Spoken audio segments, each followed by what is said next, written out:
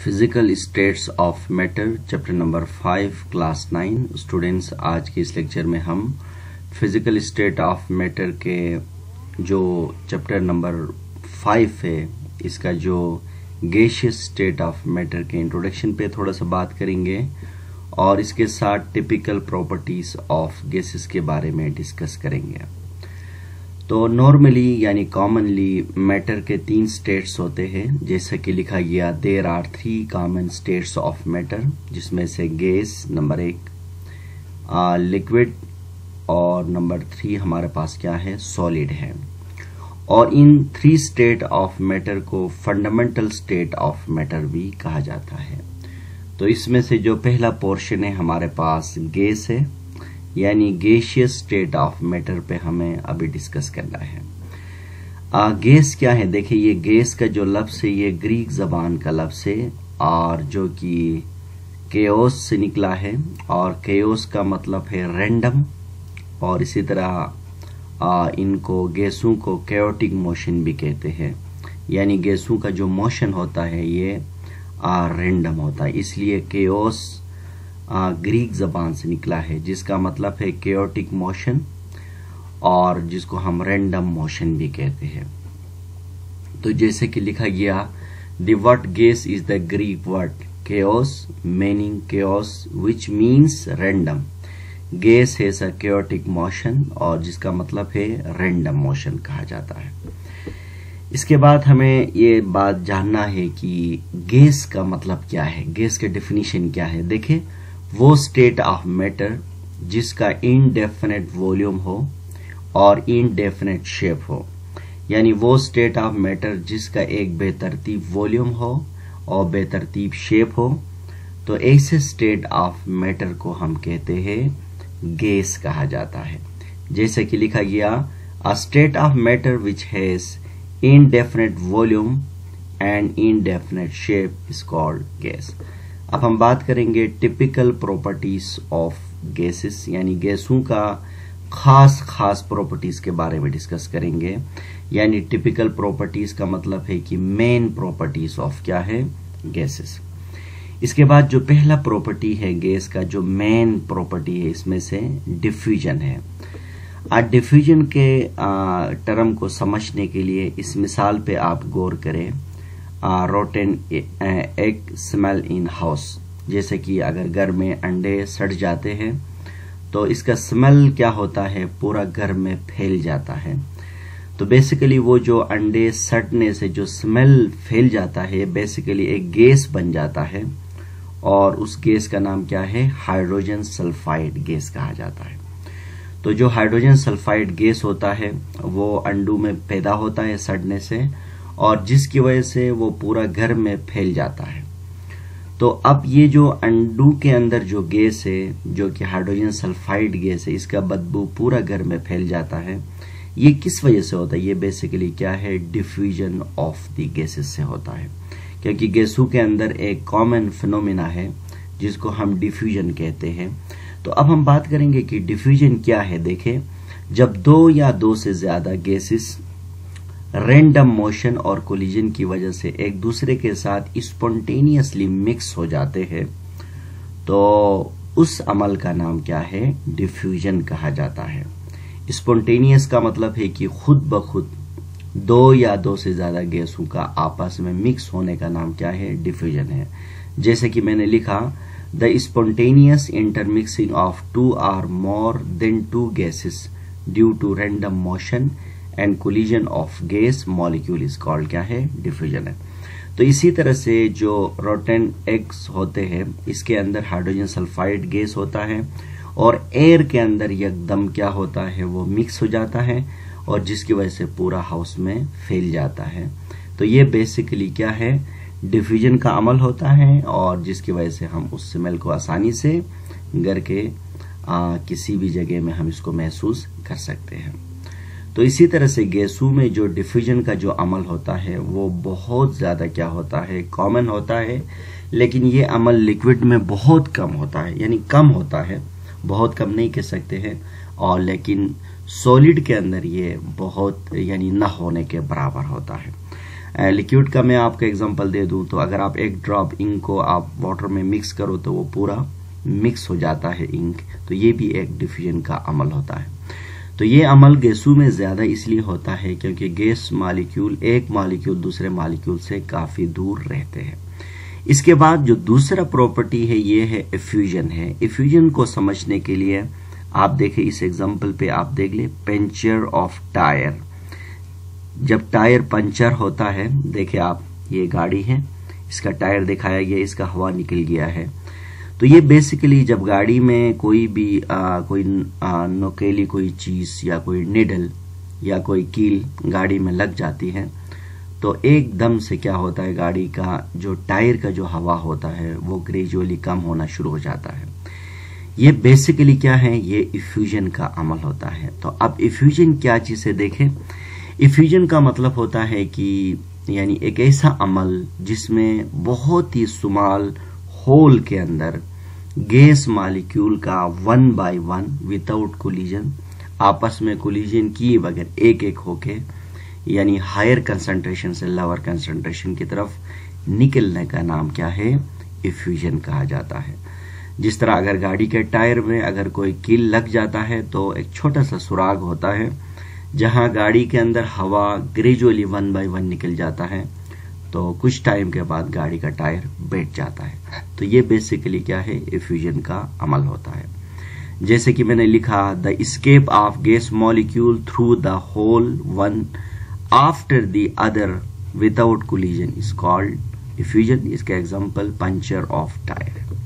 इसके बाद गैसों के अंदर जो तीसरा फिनोमेना है वो क्या है, प्रेशर है।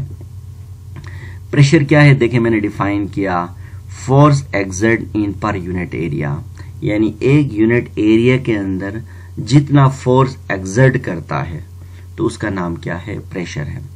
तो जाहिर सी बात है अगर हम प्रेशर का डेफिनेशन गैसों के लिए बनाएंगे तो कैसा बनेगा, तो किसी भी कंटेनर के अंदर गैस मॉलिक्यूल का कंटेनर के यूनिट एरिया में जितना फोर्स लगता है, नतीजे के तौर पर जो बनने वाला जो फोर्स है उसको हम क्या कहते हैं, प्रेशर कहा जाता है।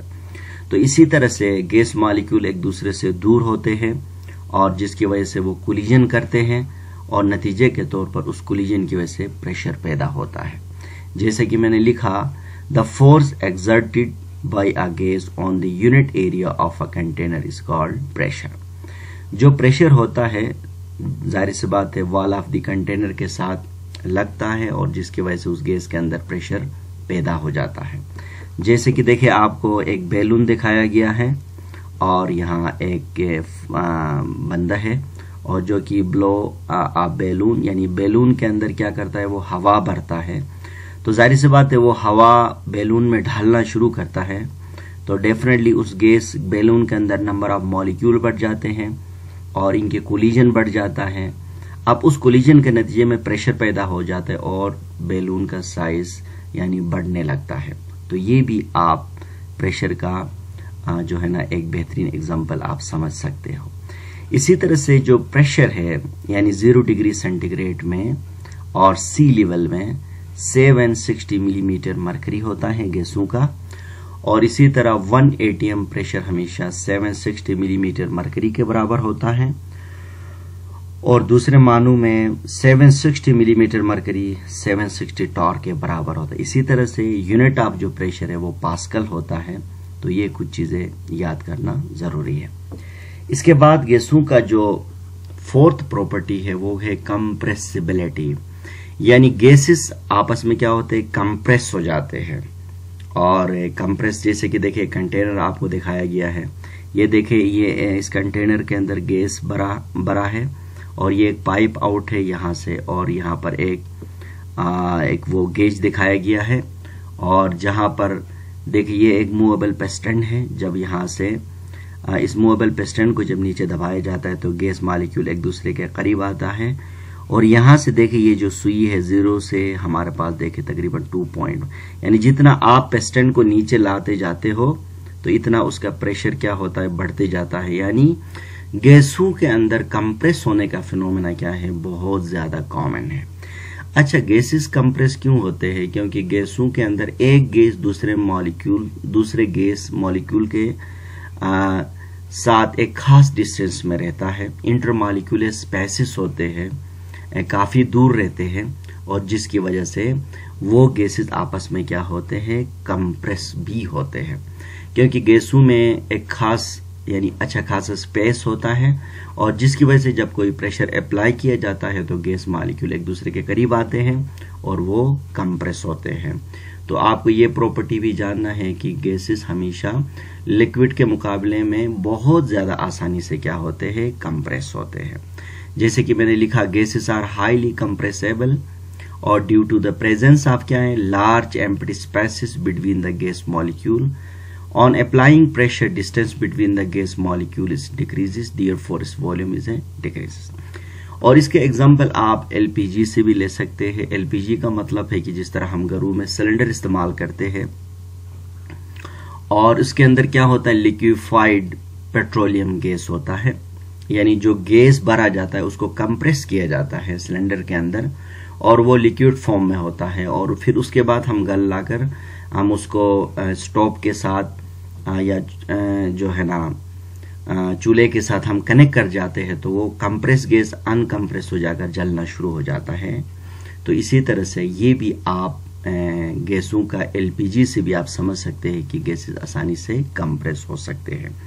इसके बाद गैसों के अंदर एक और फिनोमेना है मोबिलिटी। मोबिलिटी का मतलब है कि मूव करना, यानी देखिए जाहिर में अगर हम किसी सॉलिड ऑब्जेक्ट को हमें अगर मूव कराना होता है तो या तो उसको धक्का लगाना होता है या तो एक जगह से दूसरी जगह में उठा के ले जाना होता है। मिसाल के तौर पर पानी के अलावा आप पानी नहीं ले सकते, बल्कि आप कोई सॉलिड कोई पत्थर आप स्टोन ले सकते हैं।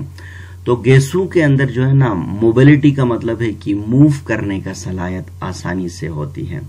तो इसीलिए गैसेस बगैर किसी फोर्स से, बगैर किसी रुकावट से गैसेस आसानी से फ्लो भी करते हैं और गैसेस ट्रांसपोर्ट भी करते हैं। जैसे कि बड़े बड़े पाइप देखे आप, जो है एलपीजी गैसेस है, सुई गैस है, तो सुई गैस के अंदर क्या होता है, वो गैस यहाँ पर देखिए एक पाइपलाइन दिखाया गया है जहाँ सुई गैस के अंदर जहाँ से गैस देखिए आप यहाँ फ्लो भी होता है और ट्रांसपोर्ट भी करता है। तो इसी तरह से गैसेस जो होते हैं वो लिक्विड के मुकाबले में इनके फ्लो होने का सलाहियत बहुत ज्यादा होता है, ट्रांसपोर्ट होने का सलाहियत ज्यादा होता है, सॉलिड के मुकाबले में तो बहुत ही ज्यादा होता है। और इसी तरह से गैसों के अंदर वो फ्लो और ट्रांसपोर्ट ज्यादा होने की वजह से पाइपलाइन में आसानी से वो यानी फ्लो और ट्रांसपोर्ट कर सकते हैं। और अगर कहीं स्मॉल लीकेज आ जाता है तो वो गैसेस एकदम से क्या होते हैं, उसके अंदर होल से बाहर निकलते हैं, क्योंकि गैसों के अंदर फ्लो होने की सलाहियत ज्यादा होता है। तो इसी तरह से मोबिलिटी का मतलब है कि gases can move easily and transport easily. इसी तरह से देखिए मैंने लिखा कि gas can flow and transport through pipes over long distance, but it can also leak more rapidly out of the small hole due to the tendency of gas to expand। इसके बाद last property है density. Density का मतलब क्या है, मास per unit volume. किसी भी unit volume के अंदर जितना मास घेर लेता है दैट इज द डेंसिटी। हमें पता है कि गैसेस एक दूसरे से काफी दूर रहते हैं तो गैसेस हल्के हो जाते हैं और इनकी डेंसिटी बहुत ज्यादा कम होती है। देखिए आपके सामने ये सॉलिड है, अब आप देखिए इसके अंदर सॉलिड के मॉलिक्यूल बहुत करीब है तो इसकी density mass per unit volume mass ज्यादा है और डेफिनेटली इसकी डेंसिटी, क्योंकि डेंसिटी का मास के साथ क्या है, डायरेक्टली प्रोपोर्शनल है और वॉल्यूम के साथ क्या है, इनवर्सली प्रोपोर्शनल है। इसी तरह से देखिए आप लिक्विड के अंदर गैस मॉलिक्यूल थोड़ा सा दूर है, डेंसिटी कम है, और गैसों में देखिए आप डेंसिटी बहुत ज्यादा कम है। तो इसी तरह से गैस मॉलिक्यूल के अंदर इंटरमॉलिक्यूलर फोर्सेस बहुत ज्यादा कम होते हैं और जिसकी वजह से एक गैस मॉलिक्यूल दूसरे गैस से काफी दूर रहता है। और इसी तरह से गैसों का डेंसिटी सॉलिड और लिक्विड के मुकाबले में बहुत ज्यादा कम होता है। जैसे कि मैंने लिखा कि gas has low density due to the large intermolecular spaces. In this way gas have low density. Density में increase by decreasing the temperature.